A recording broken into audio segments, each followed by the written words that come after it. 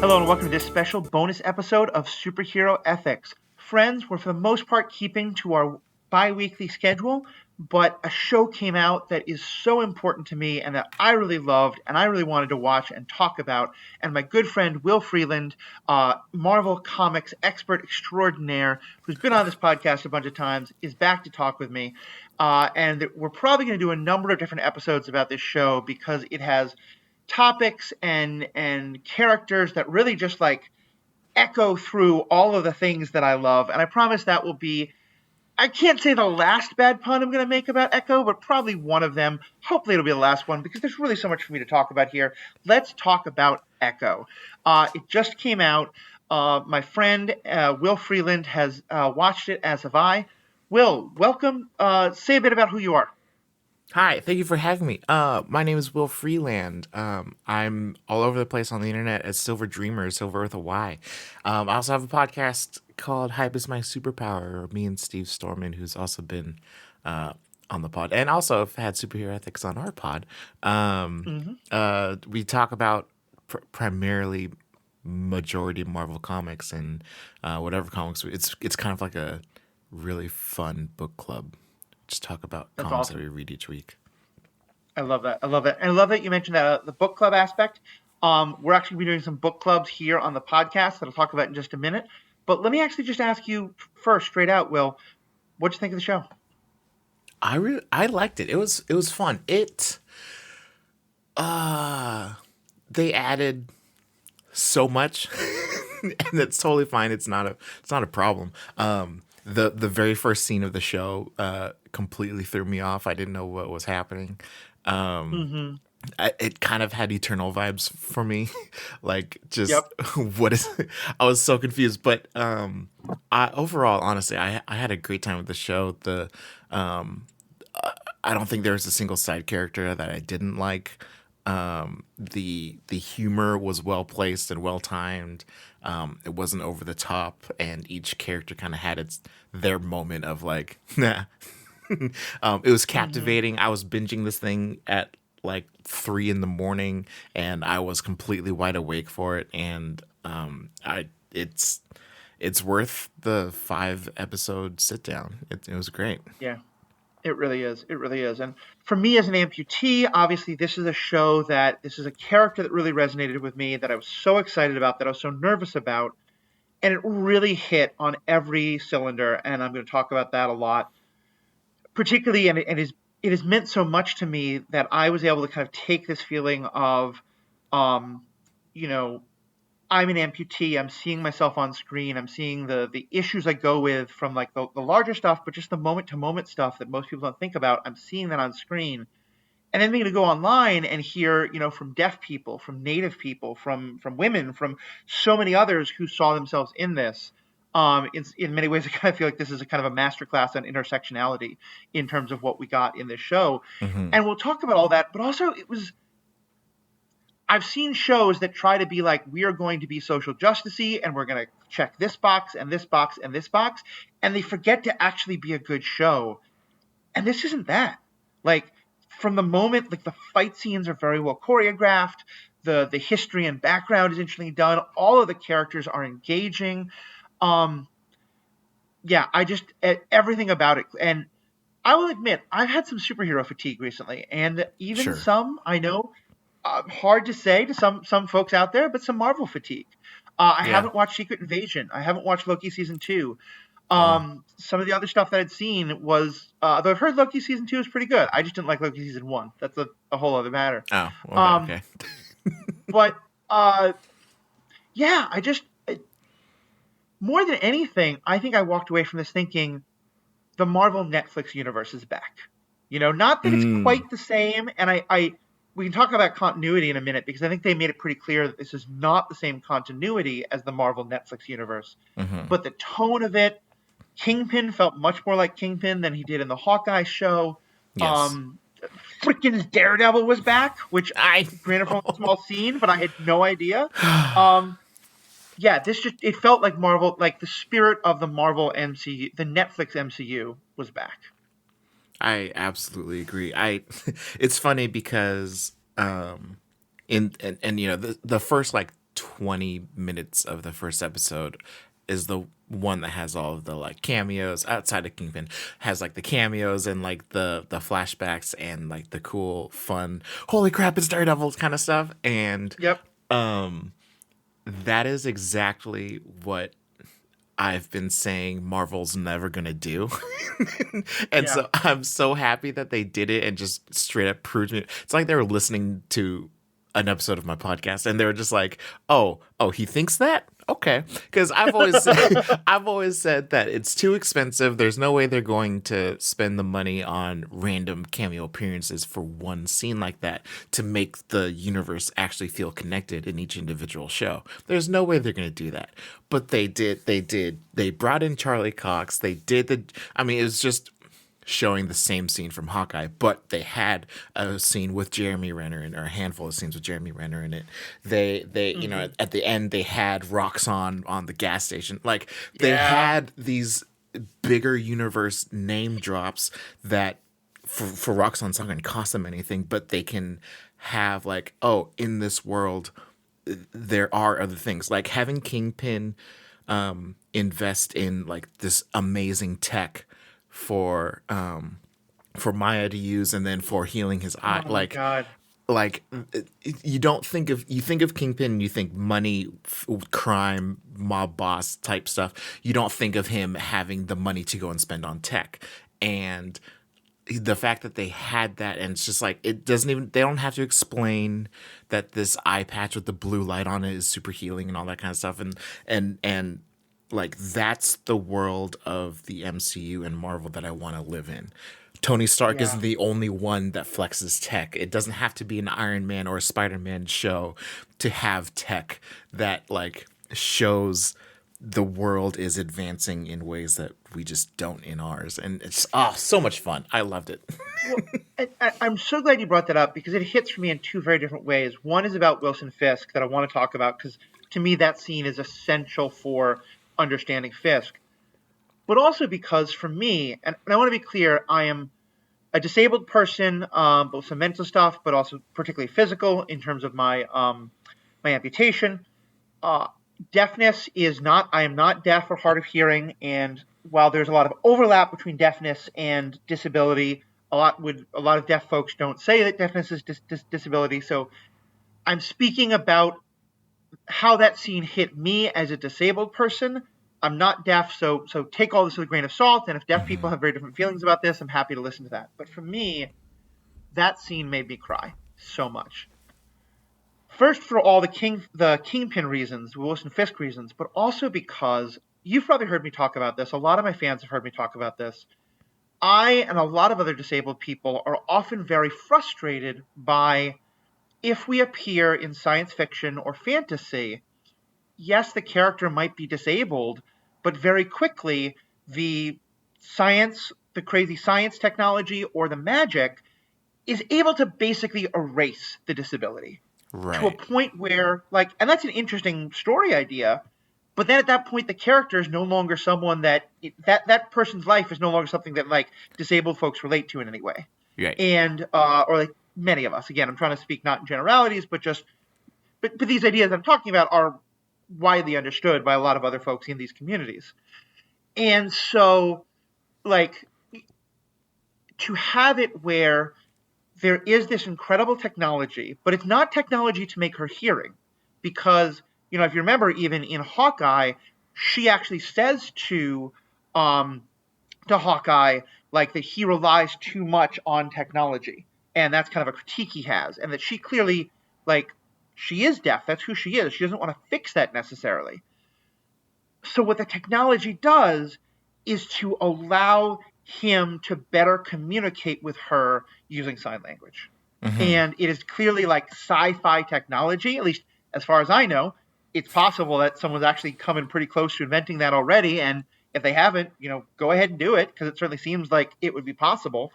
But so just seeing that moment, to me, that felt like people who understand these concerns and issues are very involved in making this show because it was, to me, it's kind of like the difference between technology that would fix a person, and it like fix is a word I'm using in huge parentheses because that's part of the point, is that it's not people don't need to be fixed. Right. But like, you know, you could give someone like, oh, hey, your paralysis is fixed. You're no longer in a wheelchair. Or like if they gave them like their wheelchair had nanotech so that whenever they were at a step, they could like instantly generate a ramp. Like that would be like awesome science fiction technology that's about still helping a person who has the disability. So it just, Right. that moment hit to me on that part at least. And I'll talk about the Wilson Fisk thing in a minute, but you just kind of respond. It was just like every time I complain about like Yoda dropping the cane and bouncing around and all this kind of stuff, or like Avatar and all the ableism of that, like this is what I mean. This is what we want. Yeah, that was phenomenal. I thought it was just such a cool application of technology, and I loved that they played it in a way that you could kind of hear the translation in Fisk's ear as it was Yep. playing. I loved that, and then like as soon as Maya called him out, I was just like, "You never even bothered to learn ASL to communicate with me." It made me feel so guilty for being so excited about about having this technology, and I was just like, "Wait, no, there literally is and has been a way for them to communicate. He just never put in the effort." Oh, damn! Oh no! Right. Am I part of the problem? It was like it Yeah. spiraled for a good like 30 seconds while I'm trying to watch the show, and I was like, "Man, that is really well done." I feel like they pulled in, and again, like as you're saying, okay, I am not the I'm not disabled physically, Hmm. and I like I don't, I'm not hard of hearing unless, other than like just have a thick skull, but like so I don't know what it's like to be on the other side of that conversation, and from my perspective it seemed like, and you've been saying this a couple of times, but like it seemed like they really put in the effort to really tell this story from Maya's perspective as a deaf Yeah. person. And like you have your classic I was a child, you shouldn't have let me go, but then you have the extended family being like, I was also in pain, like, and there's that classic storytelling of like whose pain was greater, and the Hmm. fact that we never actually had a conversation means that you feel like I was never hurting. But then there's these other conversations and story beats where only an amputee or a deaf person would have this kind of conversation with people, and that they like they were able to do it and weave it into the storytelling. It felt like seamlessly. Yeah. That was so impressive to watch as an able-bodied hearing person. That was Hmm. I loved it. It was great. Yeah. Well, and I really love what you brought up though about how she is like, wait, you could see her being like, oh my God, I'm so impressed and so, honored that you've made all this effort to make all this technology. Although it's also very possible he's just like, he just, called up his friends at Roxxon Sure, and said, hey, sure. do this, or whatever. But also she called, like you said, she calls him out and says, but you haven't done the work. And I thought that was, to me, that was a moment that said so much about Wilson Fisk because what I noticed was I'm going to kind of go through a couple of points here to as a larger thing, but let me start with this and see if you saw it the same way. I felt like the show made it very, very clear, without any doubt, that yes, he is manipulating her. Yes, he is using her as a tool in his army. But his feeling of familial love towards her and like treating her like a daughter is 100% real. Absolutely. And the because one of the things I noticed was that like the first scene where we see them kind of really interacting as the story goes forward, not that's more flashbacky stuff, where she's gotten in trouble with the law. I think she was like stealing a motorcycle or something, and he shows up just like, it's kind of like, he hears about her in trouble and he goes to her in the middle of the night, Hmm. and he has with him an ASL interpreter who clearly he to some extent trusts not to talk about the things that they're going to say. Now, clearly doesn't trust entirely. As we learned, she does not come to a good end. But part of what that told me was that he had already thought about this. And like, I I don't think that he is the it's not that he said, "Oh yeah, she's deaf, but I'm going to forget about that and not really care much about it." I think he very clearly had gone to great lengths to say, "A member of my family is deaf. I want to make sure that I'm able to deal with that and to communicate with that at all times." But also the way he approaches the world is not, I am going to like take time away and sit in a classroom and learn, but I'm going to throw money at this problem and fix it. Yeah. And to me, like, you know more about the character from comics, but from what I've seen in just the MCU shows, that felt like a perfect illustration of who Fisk is.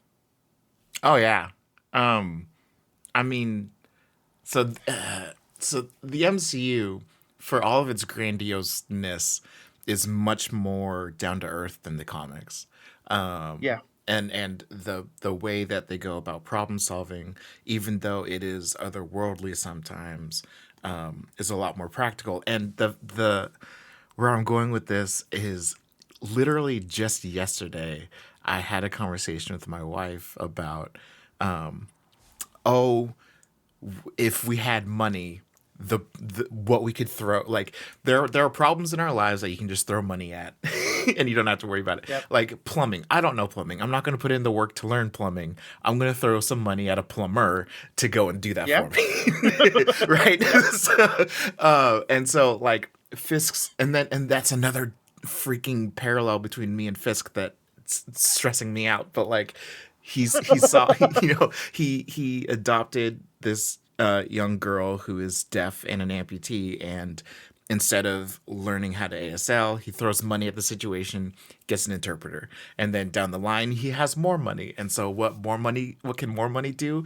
Oh, throw in an interpretation contact lens and and a camera and a translator in his ear so he doesn't have to put in the work. Like it's what problems can I solve with money so I can focus on the things that can't be solved with money. That's right. how I like to see the world, and apparently that's how Fisk sees the world, and that's not how our hero sees the world, and that's a problem for me. Yeah, no, I get that. Well, and I'm going to question the use of the word hero, which is something we'll get to in a bit, Sure, since that's the sure, sure, central sure, sure, topic for sure. this podcast. But like, to me, I also think about the scene that when she's a young girl and he takes her, or he coming to pick her up from school, and she wants to buy ice cream, and the Yeah. ice cream guy is like, really rude to her and ableist, and clearly like really hurts her. That scene was one of, like, the thing about Fisk is, particularly the Daredevil show, particularly in season one, it's like 51% a Daredevil origin show and 49% a Wilson Fisk origin show, Absolutely. a Kingpin, because Vincent D'Onofrio manages to make him so incredibly compelling and so incredibly sympathetic in ways where you're like, there are times in my life where I feel red hot anger, and there's a part of me that wants to use my fists and go out and fix the problem that I'm seeing. And I'm not very good at fighting, so it would be a very bad idea. But also, like, I just think morally that's not the right thing to do. And like, so when he gets out of that limo, and it was just shot so perfectly to build the suspense, and he starts walking towards that ice cream guy, I had this really uncomfortable mix of dread and exhilaration because I was so afraid of what he was going to do to that ice cream guy, and I so badly wanted to see him utterly kick the ass of the ice cream guy. Yeah, and And it's the yeah, like, it also, the way that they did that scene where he was so in touch with his emotions, it felt like, oh, this is early Kingpin. yeah, Like, like the by the time we get to like Daredevil season 3, that I guess there's two ways to think about it. One, it's like there's the experienced Kingpin who he's going to have more control of his emotions to deal with situations like that, because you only ever see quote unquote outbursts Hmm. to that degree seldomly in the later seasons. However, it could also be said that this is a kingpin who is in control of his emotions until family gets involved, Yeah.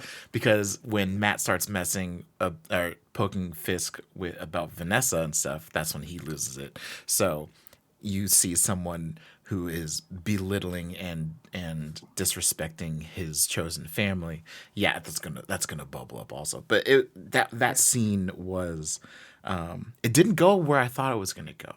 I Mm. thought he was either just going to make a statement to him, say something, Yeah. or he was going to actually just kill the guy, and then for him to do that, like, I want to keep Maya relatively innocent and make a phone call and try to replace it, and then have her show up, and just that's her origin, like that's her like kingpin Yeah. queen pin origin story. She goes and kicks him twice with her foot, and it's just like, oh my god, Well, this is literally, I was watching it with one of my partners, and as she goes over, like my partner says, "This is way too dark for Disney, but I really hope she kicks the guy too." And then she oh went and no. kicked the guy too, and I was like, "That's so." Because you're right, it's her origin, it's her, and I think part of that also is like her father had kind of like exposed her to some of that, but yeah, and I want to talk a lot about her character to be sure, but just because we started with Kingpin, for me, it's that like I think you're right. It's that he's upset that he sees her disrespected, but even more so, I think it's that he sees the pain on her face. And, Mm, obviously this is a daughter, not a mother figure, but I think it really highlights that for Fisk, his central motivation is protection. He wants to protect the people he loves and cares about, yeah. which then becomes, and then we see in that brilliant end scene, becomes all the people of his city, and to me, that's also where him and Daredevil are so, is like, you always hear about the superhero being like, this is my city and you can't do this in my city. And I think that's Fisk's motivation as well, Oh, is absolutely. you can't do this to my mother. You can't do this to my daughter. You can't do this to my city. Oh man, yeah, that end credit scene is impressive. Yeah. Last thing about that, I want to. This is the theory that I have, and I'm wondering if you're feeling the same. For me, one thing they also did in this is to say, yes, these are the same characters, but this is a different continuity. This particular universe, and it may well be that like they've added now the other MCU Netflix shows to the official timeline on Disney Plus. So it may be that they're saying that like in a different continuity, because remember we're in the multiverse, so that all those other shows are canon, just not in this universe.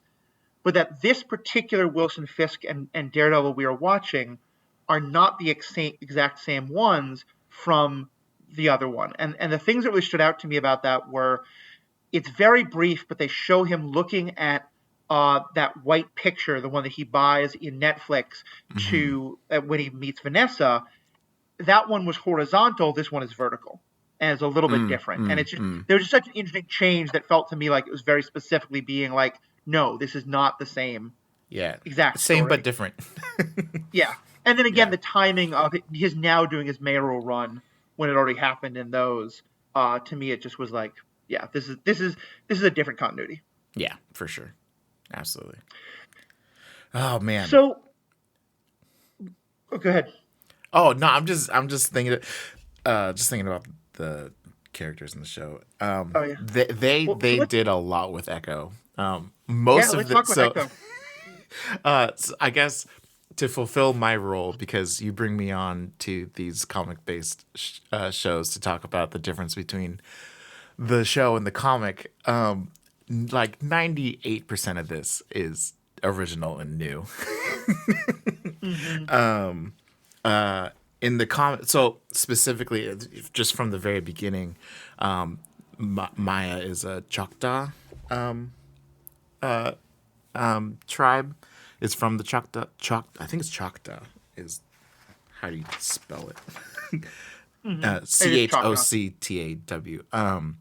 In the comics, she's Cheyenne, and Okay. I think it's just because of where they decided to set the show. That's not a big deal. Right. She's not necessarily very in touch with her heritage in the comics, and so what tribe she's a part of or what tribe she's from is not a big deal. Hmm. The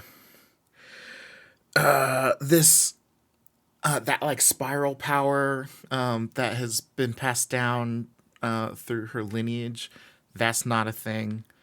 In the comics, she has photographic reflexes, just like Taskmaster, and that's her only power. And they get around. She is deaf in the comics. She's not an amputee in the comics, but she is deaf. Right. But she's such a good lip reader that they just kind of ignore that as much as they want. And so, like, if someone's talking to her in a mask, she can't understand what they're saying. But like, Right. and so like that's kind of the only time it really comes up is when people are looking away from her and trying to talk to her, and she's like, and so she speaks. So she's like, she says, "I can't understand what you're saying. You have to look at me." But so as far Oh, as so like she can speak she, in the comic. Yeah. yeah, and so like it's just like a oh hey by the way kind of a thing that doesn't get it's not part of her identity or how people interact with her much just because it's such a non big deal because she's so good at lip reading, which is kind of weird, but it is what it is. Uh, just most recently in the comics, she became a host of the Phoenix Force, which is a whole other thing. And she hasn't done a whole she's a side character. Yeah. She's only been a title character I think twice. Most Hmm. recently like this last year was Daredevil and Echo.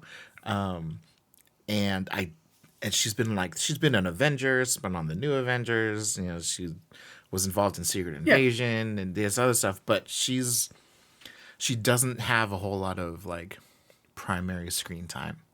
Okay. And so they kind of had a blank slate to work with for the Yeah. MCU and bringing her in.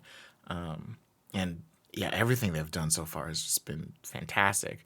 But it's all very original, and I don't even think there's a character reference for them to pull from as far as Uh like huh. this Choctaw legacy and stuff. Yeah. That is completely original to the best of my knowledge. I mean, well, my understanding is that it is original to the MCU, that it is not invented from whole cloth. It is actual Choctaw legend and things like that. And to that extent, I am glad in some ways that this is new, Hmm. because the idea of Stan Lee or someone like that doing their version of, again, the character appeared much later, but like Stan Lee doing Choctaw Legends in the 1970s does not strike me as a great idea. Oh So God, like, no. Yeah, no, um, yeah. but Maya got but introduced in the late '90s. yeah, So I think she's a 98 pretty is what I new read. character.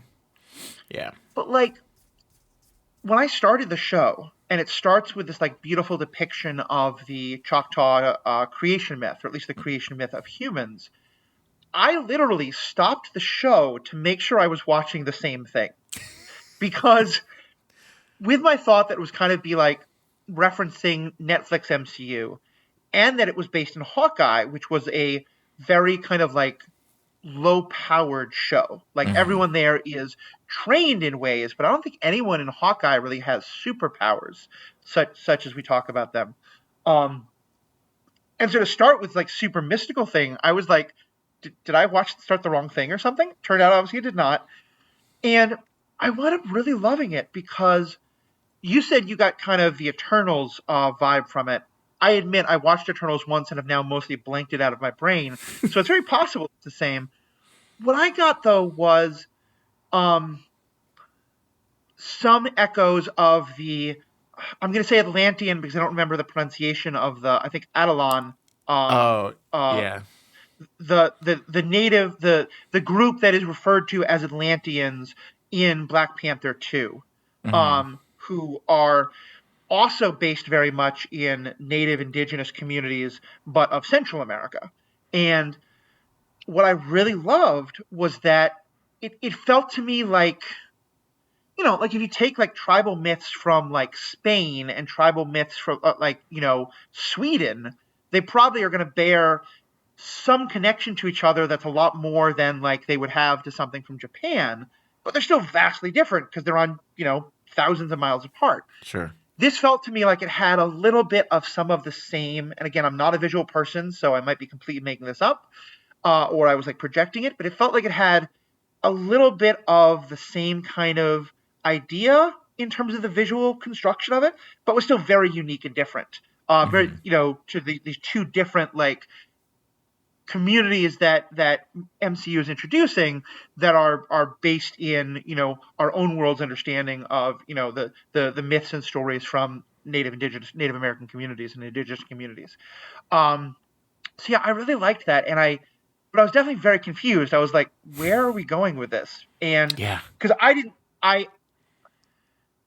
didn't see it coming at all that Echo would have superpowers, and I really loved the way that they did it and this kind of slow build and the fact that the introduction of each of these different Choctaw legends, everything from the like, the creation myth to, hey, by the way, lacrosse is a sport based in something from Native Americans, which by the way, I believe that in the upcoming Olympics, the Iroquois Nation, Right. which has Yeah, that was a members of whole both thing. American and Canadian citizenship, are going to get, because it's, but yeah, so this acknowledgement of like, yeah, it's not exactly lacrosse, but it's clearly the sport that our modern day sport of lacrosse was based in. To the whole thing about the light horseman and the significance of the braid, which they never commented on, but in the film they say braids were supposed to be for warriors and that's not for women. As the show goes on, Echo is wearing more and more of her hair in a braid until Hmm. by the last big fight scene, or actually, I think it was when she comes to her family after, it's a braid all the way down. Um, it was just, I just loved it, and I thought the way that they weaved her story into those creation stories and legends of her people was just utterly fantastic.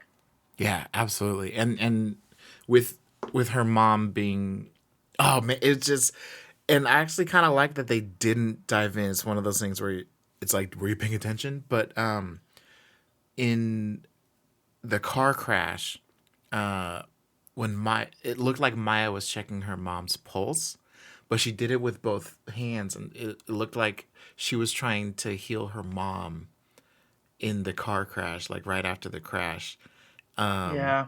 And then you find out, 4 episodes later, that that's the motion that her mom would do to do her healing ability, and Hmm. it just adds that extra little heartbreak of Yeah. Maya trying to heal her mom, and it's just, oh man.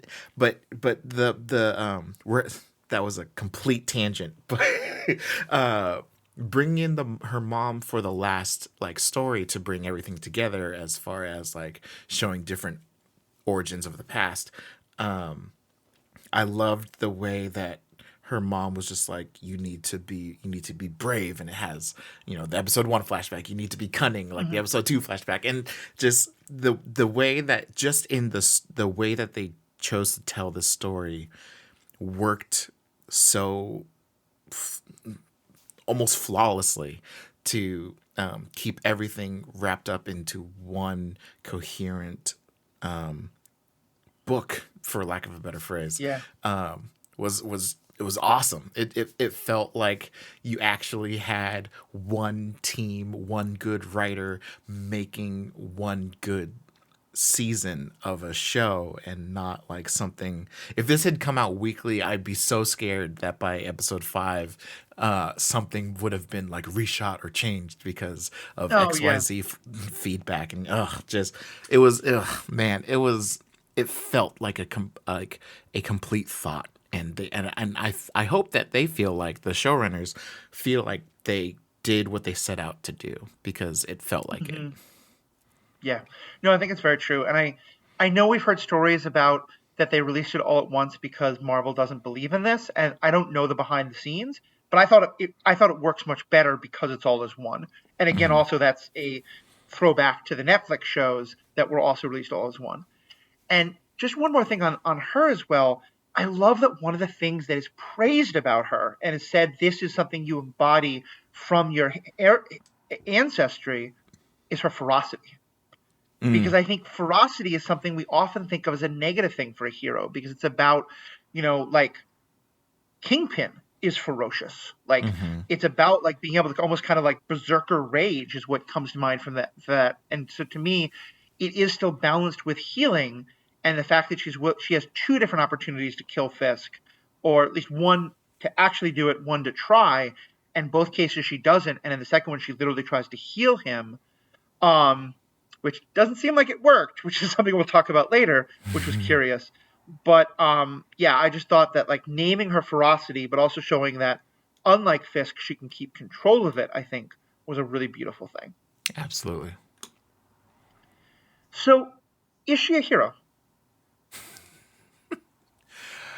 She's a Netflix hero, which is Mm-hmm. which is so different. I don't know. I have trouble calling most title characters in the MCU heroes if you use the definition that they don't kill, because most of them do, and it's usually unnamed bad guys. So, Mm-hmm. or I should say unnamed hired thugs and terrorists. So, I, how do you define a hero? So it's interesting. I've never heard that definition before, and I would say I don't think there's a single superhero I've ever seen on screen who doesn't kill. Um, just because I don't think that they understand how bodies react to the massive concussive forces that even like Batman's fists do. But that's another thing. I think Mm-hmm. for me, the way I would define a hero, and we've done whole episodes about this. It's a very complicated topic, but if I had to use a brief rubric, it's are you using your powers? And your powers can be superpowers, your powers just can be your fighting ability, your powers can be your money or your political influence, or whatever. But are you using the power that you have to protect the things that are personally relevant to you, which can be yourself, your family, the people you love and care about? Or are you doing it in a more altruistic way to protect like people? Are you working to protect people you don't know, Mm-hmm. basically? And so for me, like I think that most of the Netflix people are heroes, and I think that's kind of the thing for Jessica Jones is when she's the most reluctant hero of them. In some ways, Nick Cage, but when she goes from like I'm just gonna like look out for me and my sister to I'm gonna look out for like others, and she's so grumpy and reluctant about it, but that's when she becomes a hero. Whereas like Punisher to me never become because Punisher's always about his own personal revenge quests. Right. Um, and I love his character to be clear, but I just don't think he's a hero. I think he's a villain in a lot of ways in the MCU at least. But to me, I feel like she hasn't quite crossed that line. Like she kind of protects all the people at the even there. Like it's her family who protects everyone else at the powwow. And I admit I don't really know why Fisk wanted to like kill all the people at the powwow, and that's a whole other thing. I think it was mostly just to like cause a disturbance so that he could get to Echo. But yeah, I think she is heroic in many ways, and she has great power, and she uses that great power, and she resists killing her enemies when they're not in the middle of a fight, which I think is heroic. But yeah, I think she's still very much a gray character who heroes can be gray, but like I don't know where she's gonna. I think she's gonna be. My sense is that she will be an antagonist to Daredevil, and Mm-hmm. maybe by the end take like I don't know if this is actually a comparison that people have drawn before, but I could see her very much becoming the Catwoman to Daredevil's Batman. Oh. Catwoman is never quite a hero, and in some ways you're like, Batman, do you treat her more like a villain, less like a villain because she is like you think she has a purer heart, or because she looks so good in those tight leather pants? And similarly about the writers, but like she takes hero turns. She helps Batman, but often for like, all right, fine, I'll help you kind of reasons. And yeah, so I don't know if that's a comparison that's been made before because I know her and Daredevil have relationships in the comics. I imagine she will wind up teaming up with Daredevil in some very reluctant way against Kingpin in the show, kind of like Elektra does. But I think she will remain some kind of morally gray, not quite heroic figure. Yeah. Yeah. So I guess to the comic book nerd, the knee jerk reaction is like, no, that's Elektra. But Right. that doesn't mean you can only have one Catwoman to your Batman. So that's I totally was gonna fine. say, God forbid that Marvel have numerous characters who play similar roles to each other. Yeah, heavens forbid. Um, uh, I guess the way I see it is like she had 20 years of this very dark upbringing under Fisk's rule, quote unquote, versus her like 8 years on the Choctaw Nation before her mom passed. So, and you can't overweigh those first 8 years compared to the last 20 in one visit back home. Yeah. So I think the first step is embracing her lineage and how she was descended from the first. I think that Choctaw's name was Chafa. Yeah. She is directly descended by Chafa.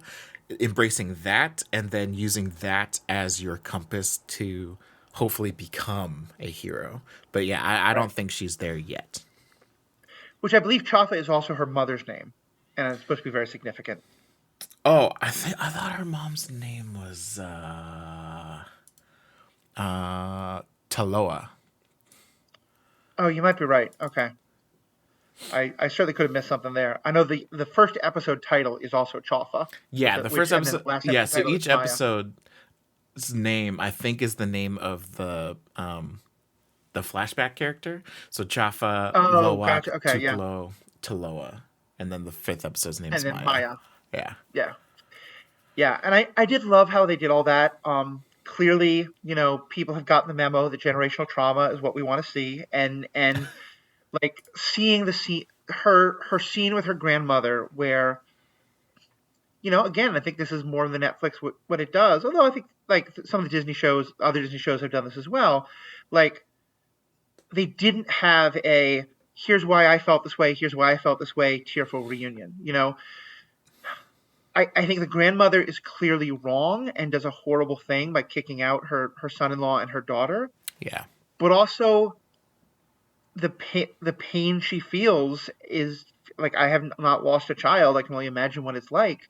But it's not like I think, oh, she must be a monster. I can very much emotionally understand where she was coming from and the way she is both defending it but also showing with all this guilt how wrong she was, and the way that Echo isn't willing to just forgive that at first. It felt Mm-hmm. very, very real. I just not think just everything about the family was so well done. All the Yeah. characters were interesting. Um, so let's again. There's so much we could talk about, and I think we're going to do more episodes. And I will say on the MCU cast, which is part of the Stranded Panda Network, which I'm a huge fan of, used to be a part of. They're doing episode by episode coverage. Definitely recommend people check that out. It is phenomenal. It's going to be phenomenal, I'm sure. We're not going to try and do that, so we're not going to go through everything. But I wanted just to kind of move back to this conversation of representation and the like, and talk a bit about what it was like for. There's great people who are talking about deafness in the show. Great people talking about native representation in the show. The Choctaw Nation, like they specifically say, was very involved. There's a lot of Choctaw and other native creators who've been talking about this. I want to talk about what the show was like for me as an amputee and the larger question of representation. And I want to start by asking you, actually, Will. And as I say this, it feels like I'm setting you up. There's no right answer. It's any perspective you have, go for. But I'm curious, what is your feeling about representation in these kind of shows? I so okay. Blanket statement. I love it. I love that as the non-represented a member of the that isn't represented in some of these shows. I love seeing the posts, the random suggested posts that they sent my way either through Facebook or through Twitter of people being moved so much by seeing their representation. I I would say so. I'm African American, and I feel like classically African Americans are the only ones that get that, like, oh hey, we've been represented here. Mm-hmm. And so like when Black Panther happened, it was a big deal, but like it didn't feel like such a big deal to me because we've had representation before. Like Mm-hmm. we have our Blade and Wesley Snipes, and we have our famous black actors that have done amazing things and have all these accolades and accomplishments. And so it's like cool, yay, black people, cool. um, but then getting seeing this representation for deaf people and amputees and the wave of excitement that flew across the internet during Hawkeye Yeah. for because I feel like with especially with Hawkeye there's two different kinds of deaf representation with Hawkeye trying to struggling Yeah. with his hearing aids versus Maya just fully embracing the fact that she's deaf and Right. not that she can use hearing aids. Being born deaf and becoming deaf, I think, are two very different things. As far as your relation I to think actually deafness, I don't know for sure, but my memory is that he's better described as hard of hearing rather than actually deaf. But I'm not, and that's not sure, connected to yeah, birth. But and like, yeah, not that's my being guess. part. I don't know. We're both, yeah. Yeah, but I do appreciate the distinction. So, and seeing how excited people were about because there have been amputees. Like if you watch like Agents of Shield, Slingshot got lost both of her arms and they gave her bionic arms, and then Misty Knight is another famous arm amputee. That almost every single time it's replaced with something that's a high tech replacement and it's an upgrade and not a this is the real world application of what would actually happen. Yep. And for them to keep it for Maya, it being someone who's non-amputee, I think I appreciate it. And like I don't want to say it's novel because I don't want to like trivialize the impact, but like Hmm. I really like seeing it initially, and then I go to the internet and people are just loving it, and I've seen like posts from you and other people saying, as an amputee, this is one of the greatest things I've ever seen, and it's that's so exciting to me. I love that. The same way that like representation of homosexuality, like on Schitt's Creek, versus Hmm. other gay couples in other shows, where like it's a plot point and and it's like they embrace it in a way that's a comedic way, and it in Schitt's Creek it's just natural. They're not praised for being together in public and all this other stuff. Yeah. It's just another relationship. And so and I think that's the goal for representation of just like we're not basing the story around this situation for the character. It's just they have it, and for Maya, she uses her metal foot in ways that Hmm. people with flesh feet cannot, and that's what you want to see, and Yeah. it felt Pro so tip: exciting tying for up me. someone by pro tip: someone tying someone up by the ankles when they have a prosthetic foot. Bad idea, because we're kind of Mr. Potato Heads in that regard. But no, Oh I'm man, I'm yeah, it's totally so much fun. I love it. I'm totally with you. And for me, I mean, it made me cry numerous times because I got to, and I had that already with Echo from Hawkeye. There were just a couple of moments, and there were, and I'm not going to go through everything, but I want to go through some of those moments of how it affected me. I also want to say that while I am an amputee, and I think you're right, a lot of other amputees are feeling similar to this. I should also say, like, a terminology issue. Um, there are people who, in the same way, there's like deaf and hard of hearing, and the exact definitions. Amputee, I think, is often used as a catch-all phrase for people who use prosthetic legs. That's Mm, not actually accurate because some people are born without a limb yeah. for whatever reason. In the same way, someone could be born deaf, they will often still use a prosthetic leg. They are not technically amputees. Right.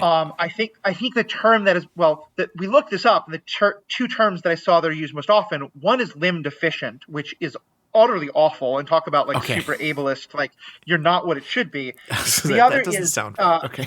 the other is unipod or uniped, Oh. which Oh wow. is fine. And like, uniped versus biped. Sure. My understanding from Latin that I studied 25 years ago and never got above a B minus in, so it could be wrong, is that for the singular it should be pod, not ped, but I could be wrong. Personally, I prefer monopod or monoped instead of uniped, because then it can be shortened to moped. But that's just my own thing. Okay. I know, sorry, bad jokes. That's what you're gonna get with me. I will though say, like, so I'm going to speak from that perspective, but it's not a univocal community. Like, I posted a couple things online about this already, and in one conversation, there's someone who's also an amputee who's like, I hate representation, blah, blah, blah, blah, blah. I don't want to see myself on screen like this. I don't need that. Granted, this person also thinks wokeness is the worst thing happening to America. So we're not Okay. really seeing things the same way in a lot of ways, but I want to acknowledge that that's another amputee who feels differently about this, and I'm sure he's not alone, or they're not alone. I think but who knows? It's a Twitter person. So with all those caveats, the first moment that I knew, yes, this is going to be honest to my experience and to the experience of other amputees, particularly leg amputees, people lose arms, obviously, and that's a different thing, but I think related. She gets out of the hospital, and she and her father are getting ready to go to New York because the grandmother is kind of kicking them out and saying, like, you're not welcome here. And she doesn't have a prosthetic leg yet. Because, like, when most people lose their leg in a traumatic accident of some kind, like sometimes it's an amputee and it's planned, like with diabetes or something like that. Mm-hmm. Even there, though, I think it can still take a while to heal. But especially if it's a traumatic accident, it can take weeks or months to the point of like any contact on that part of your limb is possible. Because often they need to do like skin grafts or muscle grafts or other things like that. So when like Misty Knight gets this badass prosthetic arm 2 days later, it makes for a cool story. And don't get me wrong, Misty Knight's an incredible character, but that doesn't speak to the like amputee experience. At least not. It's an arm. It's not my experience, but like I think a lot of people at the time said, like it's not realistic. Sure. So the fact that she's leaving the hospital, it's probably been like a couple of weeks or at least a week or so, and her stump is still fully bandaged up. She does not have a prosthetic leg. I was like, yes, that's it. The fact that her grandfather, who's clearly very good at machinery and stuff like that, but is not a prostheticist himself, and is certainly not like a Tony Stark level inventor, yeah, when she breaks her prosthetic because it gets stuck, which is a very real thing and can certainly happen, and when I saw that, I was like, if that prosthesis is fine, I'm going to be so mad. But it clearly wasn't, and she was like limping on it afterwards. Mm-hmm. And then they make her one that, again, it's not a perfect fit. She has to limp some, and because it's going to take time for him to fix this and to do it right. All of those things, I was like, yes, this is much more accurate to the amputee experience. Certainly the leg one. And there were times where she can do things with her leg that I absolutely cannot do with mine. And like the combat, like the way my leg fits, it fits pretty well. But if I start to do like lots of kind of crazy footwork things, like the hold between my leg and my stump is not perfect, and it's going to start to wiggle around some and be a problem. And certainly if I like impact it in very hard ways, it will, like, it could come off, or certainly it will, become loosened, and also be very painful to me. And certainly if I drop from a height and land on it, I tried rock climbing. Granted, this was like 10 years ago, and prosthetic technology has advanced a lot, but I tried rock climbing 10, 15 years ago, and I dropped like 5 feet, and it was incredibly painful because it was like, and I think the one she has much better shock absorbers than the one I had back then. The one I now have has shock absorbers that are better than my car's. But still, for me, I imagine it would be painful and difficult. But the fact that it is literally an actress with her own prosthetic leg doing those things. And you mentioned before that she's not an amputee in the comics. Awesome part of the story. They were looking for a native deaf actress who also could do fight scenes. And as it happened, the one they found was an amputee. And so Mm, instead of trying to like always keep her in pants or something like that, they were just like, fine, our character's an amputee now as well, right. which is just Yeah. like, talk about wonderful representation. Like, there's the intentional, like, we want a deaf character, so we want a deaf actress. But oh, hey, the actress has an amputation, so let's just make that part of the character as well. That's also just awesome. But, and from all the interviews and things that I've seen, I am convinced that for the most part, some stuff's probably an exaggeration because fight movies are always an exaggeration of what physics can actually do. You know, um, even Bruce Lee, used sometimes wires and stuff like that for the incredible scenes. Sure. Um, I believe that's how certainly many martial arts movies do. The point of all this being the fact that it was Alakwa Cox doing it, and I think I'm pronouncing her name right, and if not, please let me know, fans, uh, told me that I could trust that these are things that a person with a prosthetic could do. Um, but it's funny also because at first I was wondering, like, does she have a very different, like, does she have it like really strapped into her leg? No, I think you've seen me. I just have a rubber thing that fits on my stump, and it has a pin at the end of it, and then the pin plugs right into my prosthetic. Mm, And there's one moment where it's half a second and you might miss it, but she puts her stump into her leg and it doesn't click immediately, and she has to kind of adjust and push her leg down again. And I was like, that's my experience. I've seen that. So mm. yeah, I just thought all those stunts, all that stuff. Yeah, some of it's MCU movie making magic, and that's fine because they do it with everyone else. But there was never a time where it felt like that doesn't fit what an amputee could do, what a person with a prosthetic leg could do. That's awesome. I really like hearing that. The what keeps on standing out to me is the silhouette of her fighting Daredevil, and she like holds her foot and then just like builds up tension and lets it go, and just Oh, like it was so slams it good. down on Daredevil. It's just so cool. That moment just made me cheer so much. And yeah, because I've definitely had, like, I'm not a martial artist by any means, and that's not because I have a prosthesis. It's just because I'm not in great shape, and I've never studied martial arts. But yeah, that scene, it was just all of it was just exactly what I wanted to see. So Yeah, so happy about that. but man, it We've was it gone was a over. lot of fun. Yeah, it really was. It really was. We've got about an hour already. We're going to do a quick bonus section for our members. And by the way, if you haven't thought of becoming a member, this is a great time to do so. It's only $5 a month, $55 a year. You get access to ad-free content. You get access to bonus content. As I mentioned, we're going to be starting book clubs, definitely for Star Wars Universe, probably for superheroes as well. Once a month episodes that will be only for members. So definitely check those things out. Please become a member. It's a great way to support us. All the information is in the show notes. But before we wrap up, Will, any other last things you wanted to bring up or talk about, or any other last plot points or characters or story beats we haven't gotten into, There's or just one. comparisons with the comics? Sure. So, okay, I guess I have two observations. One, I I don't feel like cutting break lines works as amazingly well as like every single mob show does, because I refuse to believe that from when someone gets in the car to when they get hit, the first time they hit the brakes is when they're trying Mm-hmm. to stop at a traffic light.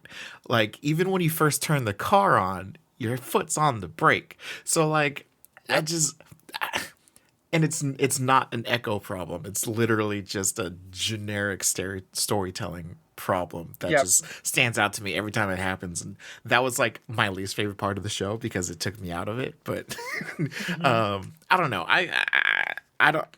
I've never cut brakes on a car. I've never had a car. I've never driven a car with brakes, the brake line cut. So I don't know if that's accurate, but it feels weird. Anyway, Yeah.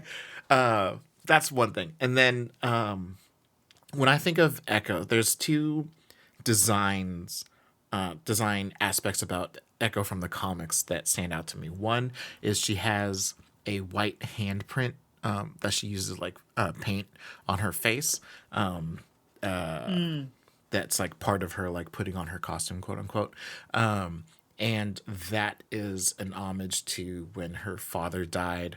He left a bloody handprint on her face, and they did that in Hawkeye slash the flashback of this show, Uh huh. where he like had his hand on her face, and it like left blood Yeah. stains on her. So I loved that. But then also her dad, and then also her costume going forward had this like circle triangle, or Mm-hmm. triangles in a circle that is part of it's on her costume in the comics, and then her dad has a tattoo on his right shoulder, and then it was worked onto her vest, and then also her outfit that her grandma made has Mm-hmm. that same design. And I have zero familiarity with the Native American ties to that, but like Mm-hmm. when I think of Echo, I think of that circle triangle Right. design, and I love that. Sorry, my dog. And I love that they had that in there. And it's like my Yeah. favorite part about Echo as a character. I need to take a quick. I want to respond to that, but I quickly first need to say I want to point out to everybody that if you're looking for a great podcast about comics by people who really know their comics, remember that Will started by saying he doesn't really know that much about. Like Echo is not like the one he really knows that well, and that level of detail that you could just pull from memory, like, is just like, yeah, sure, you know, like, listen to this man and his buddy Steve talk about comics on the Hype is My Superpower podcast. It is phenomenal. They go so deep. They really talk about the kind of ethical questions we love, but also just the awesome fight scenes. They're very critical of things. They're not just hype men for it. Podcast name notwithstanding, definitely check out that podcast.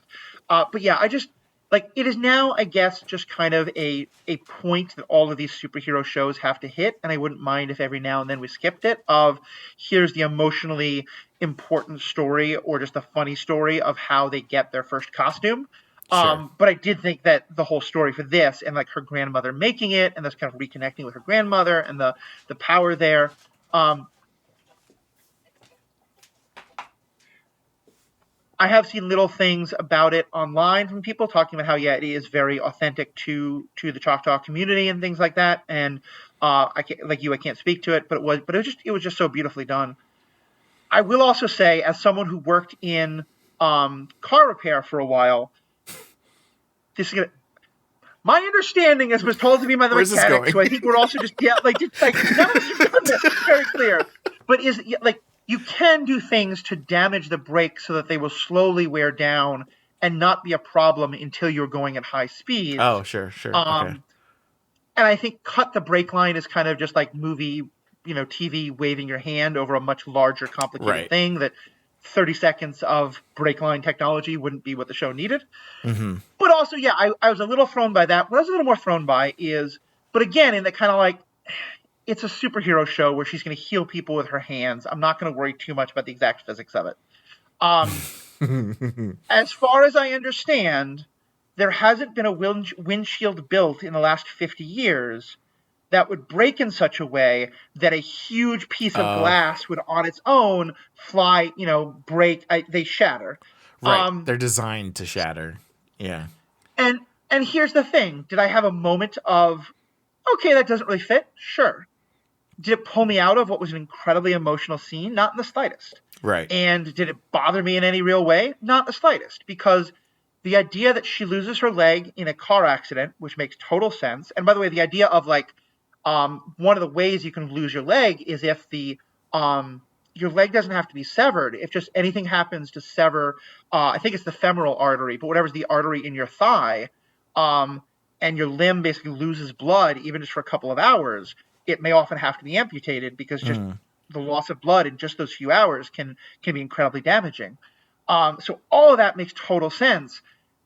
The fact that it's a big piece of glass, who Yeah. cares? I guess I would And have crushed it, but yeah, yeah, I that's fine. I only bring this up because as anything that is woman led, there's a whole bunch of people on the internet who absolutely hate this. Many of them have probably never seen it. Some of them clearly watched enough to see that scene, or at least to see some other picture of the scene, because those parts of the internet are going crazy about the idea of, oh, this is so fake, it's embarrassing, it's badly done. How could you Oh possibly wow. do this? I've had two people come to me and be like, as an amputee, aren't you so offended by how badly this was done? And I'm like, no, absolutely not. Are the physics of it perfect? No. Should anyone in their right minds actually care? No. Why? Like, I'm never going to be the person who. Well, that's probably too offensive. If you really care about granular details like that, and that's how you enjoy something, I'm not saying you're wrong. But if you then claim that everyone should focus on those granular details and not enjoy something if the granular details aren't right, I think that is it's just a really jerk position to take. Yeah, And maybe it's just, sure. Yeah, no, I guess the how it happened isn't as big of a deal as how are they representing it post happening. Like yeah, the reason to become amputated isn't as important as how you show an amputee post amputation. right. Well, and even then, I think they did answer. If someone asked me how did she lose her leg, I would say someone was trying to get to her father because of her father's criminal ties or whatever. Yeah, she said again. If someone asks me how did she lose her leg, I'm going to say her father was somehow connected to underworld stuff, and someone tried to get at his family, and there was a car crash, and in the car crash, her mother died, and Maya lost her leg. Yeah. That's Yeah. that. Yeah, and like the fact that it's a piece of glass instead of maybe it should have been a piece of the dashboard or something. Like, who Right. cares? Yeah. Yeah, And I again, spent about I'm not two trying to say. seconds on that. I was Yeah, just like, where did that glass come from? Oh well. yeah. Moved on. I, I will say the two little quibbles that I would have had, and one of them is just a storytelling thing, and the other I'm speaking about how I felt about how the deafness was portrayed, and so again, people who are more of that community, let me know your thoughts on it. Um, First of all, though, just when she walks into her room and her mother is standing there, and it just looks like a person who is standing right there, it felt a little weird to me. Mm. In that I literally had a moment of like, wait, is this some like you never see the dead body? We kind of saw the dead body, but like if this can survive being shot in the head, maybe the mom can. Like I thought, well, the mom was literally alive, and Yeah. I wish there had been a little bit of like force ghosty, like something to show that this was Mm. a spirit or this was like I don't think it's in her head. I think it was a real vision she was having, Yeah. but something to show that this was like a vision of her mother or her mother reaching out through. I want to say through the veil, but that's a very kind of Western phrase of it. I don't know what would be appropriate language, but like Through the echo. yeah, Yeah. yeah, that works. Which I did Um. love the way that they gave that her name that way. Yeah. Um, the other thing that threw me a bit was I thought there were some wonderful, wonderful moments where they cut out all the sound to show that we're Yeah. showing this from Echo's perspective. Yeah. But in a lot of them, then they had music, and I Oh, just like sure. Yeah. I the music felt a little bit like they had to hold our hands a little bit and tell us like what we should be feeling in the scene. And I did have one deaf person who I'm friends with through TikTok, and I asked them about this. Their comment was like, "Well, I didn't hear the music." I was like, "Okay, that's perfectly fair." um, Sure. but Sure. Sure. Okay. which is I think a very valid position. But like, yeah, to me, I wish they hadn't had that. But again, those are two just like small quibbles, and I did think that for me as a hearing person, I thought it did a fantastic job of giving me an understanding of how she would be experiencing the world in those moments. Yeah. Yeah, I agree. Yeah, I it's funny because I did like as a hearing person, I do notice that, oh, this is from Maya's perspective because Hmm. all of the fighting sound effects and the grunts and everything are either muted or gone. But yeah, the Right. music is still playing. I guess that didn't even click for me. Huh. Yeah, that's Huh. fair. No, well done. Different people Yeah. notice different things. I'm sure there's so many visual things that I noticed. Um, but yeah, other than that, how do you feel about the MCU now, having seen this?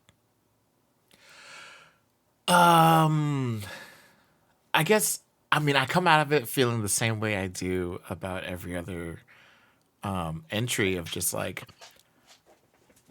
what's going to help me under what's going to help me figure out how I feel about it is how this gets referenced in the next thing or like whenever it Hmm. shows up again, how is it going to get played from? Or like what have they introduced? What have they done that they're going to use down the line? Like Fisk running for mayor and sorry. I know my mic is picking up my dog right now, so I'm just cricket. People love dogs. It's fine. Please stop. Thank you. Okay. So I'm looking for when's Fist gonna show up again? It's probably gonna be Yeah. Daredevil, but like, how is that gonna play? If the mayor of New York, so he's going to, he will have this perspective of the civilian compared to all of the superhero shenanigans that go on.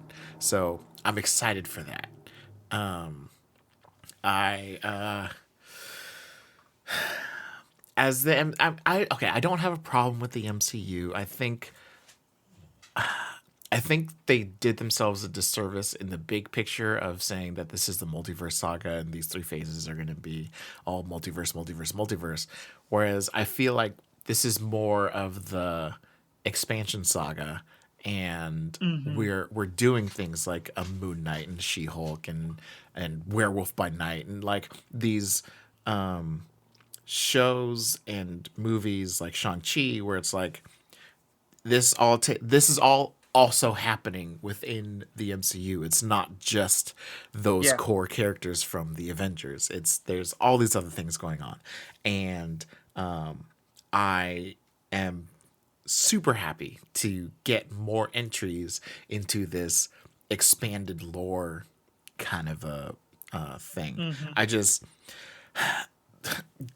the setting the expectation of multiverse saga really did a lot of the shows that are worth watching or have things that are good takeaways a disservice because they didn't Yeah. feed into the multiverse aspect. Like nothing about Echo says multiverse, and Yeah. that's fine. Like I'm looking forward to her appearing in Daredevil's story.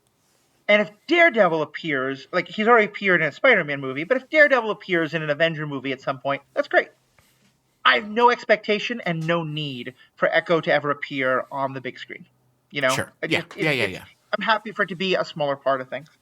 Yeah, I feel I still have superhero fatigue. I haven't seen the Marvels yet. I'm very excited Oh. for that Okay. movie. I think it's going to be really good. It is fun. I've been very with COVID being bad again and stuff like that. I don't want to go to a theater, but I'll probably pay for it as soon as I can on Amazon or something like that. Um, and yeah, this makes me feel a lot better about the MCU. I feel like Good. the last couple of things that left me disappointed. This feels better. I'm gonna just do a quick rundown of a couple of the last things I had, and then we'll close and do a member section. Um, My Baby is a Centerfold is just a classic 80s song that I absolutely love. That the lyrics, like most 80s songs, have not aged well, but it's still a great song. And I love that, like, I think we often do think of like deaf people as being completely like I think it can be just like it's like hitting mute on your computer, but oftentimes there's still like you can be aware of vibrations or you can hear, as you said, sound is like it's turned all the way down but still there. So the fact that the song was playing just made my 80s kid heart so happy, and the fact that she was aware of it I thought was a really nice character beat. um, I did comment early that I thought that we were seeing with Bonnie Chekhov's fire truck, because they made a point of showing that Bonnie is a firefighter and she's there with her fire truck. And I was like, oh, so clearly there's going to be a major fire and she's going to show up later. It turned out it was not Chekhov's fire truck, so that's fine. But I will say that the acting throughout this was top notch.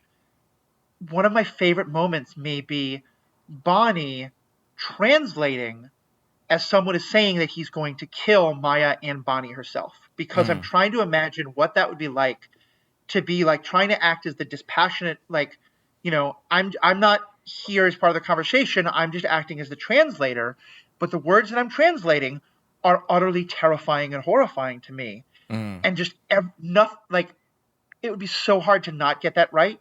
It's so easy to not get that right. I thought just her acting there was utterly phenomenal. Love it. She kicks him, loves the sci-fi assistive tech. And just as one little character beat, and this is the last thing I'll say. Two other things I'll say. Sorry. Um, let me just take it again. And then just two last things. One, it was very blink it, you miss it. But at the powwow, they had the American flag, and they also had the POW MIA flag, which, like, from again my very limited understanding, is a very important. Yeah, I mean, it's important in a lot of communities, but like, there were an awful lot of Native Americans who went into the military and were drafted, or wound up doing it because there was so little economic opportunities. and are part of that community of people who were never found from Vietnam, POWs or missing in actions. And I from the few other Native gatherings I have been to, and from those who I've been friends with, they've often talked about how important that flag is in some of those communities. So that was brilliant.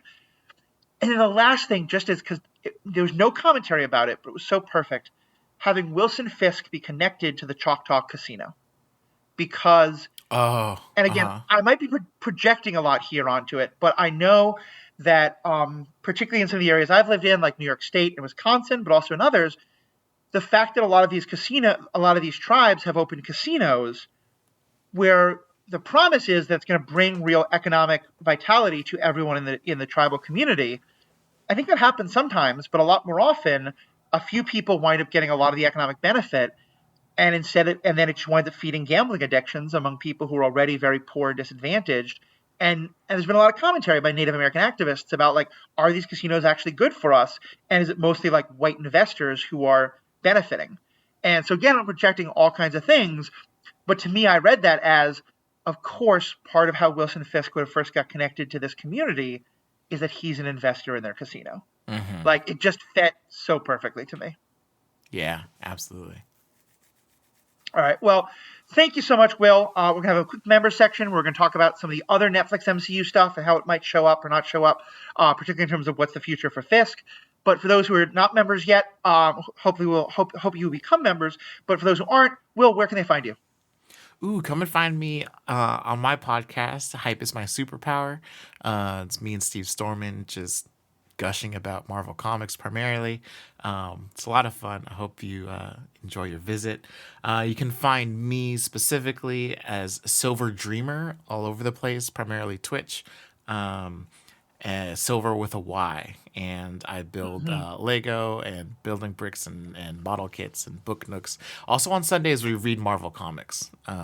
Yeah. And we're in the middle of Original Sin, the 2014 crossover event, and it's a lot of fun. That's awesome. Yeah. Definitely check out Will's podcast. Definitely check out the stream. They're both awesome things. The link for those in the show notes. Of course, I am the Ethical Panda. You go to theethicalpanda.com or just find me on True Story FM. You'll find this podcast, the the Star Wars Heroes podcast. A lot of great things happening on both. We have finally wrapped up our Rebels coverage. We're going through the original movies with my new hosts because this is me being dumb because I woke up early to do this.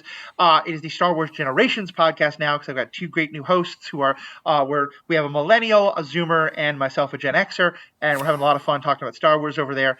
Check all that out, and of course, become a member.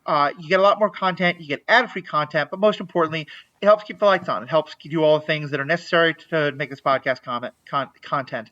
And of course, give us feedback. I'd love to know what you think of Echo. I'd love to know what you think of these characters, particularly if you are deaf or native or disabled or an amputee or any of those things, but also just whoever you are. We'd love to hear your thoughts. All the information is on the show notes. You can join our Discord. You can tweet at me. You can Facebook me, all those different things. So please check all that out. Please stick around for our member section if you are a member. And for everybody else, we have spoken.